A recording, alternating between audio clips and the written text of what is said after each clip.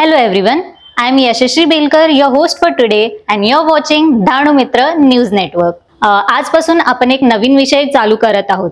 दिवसभरातील घडामोडी. अण्णासाहेब वर्तक यांचे आरोग्यधाम केरवे रोड येथे मोफत आरोग्य शिबिर हे संपन्न झाले. दरवर्षीप्रमाणे नालासोपारा इथे तुंगेश्वर महादेव मंदिर मध्ये श्रावण महिन्यात भजन कीर्तन व भंडारा कार्यक्रम संपन्न. गणेश उत्सव अगोदर विरार व वसई येथील महानगरपालिकेतील रस्ते खड्डमुक्त करा अशी माजी आमदार राजेश पाटील यांची मागणी. ज्येष्ठ सामाजिक कार्यकर्ता भाई कदम यांचा 84वा वाढदिवस जोगेश्वरी येथे मोठ्या उत्साहात साजरा करण्यात आला. नवीन चंद्र राणा यांचे दुःखद निधन 2 ऑगस्ट रोजी झाले होते. परमात्मा त्यांच्या आत्म्याला शांती देवो अशी ईश्वरचंद्री प्रार्थना.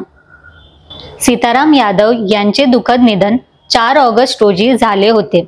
परमात्मा त्यांच्या आत्म्याला शांती देवो अशी ईश्वरचंद्री प्रार्थना.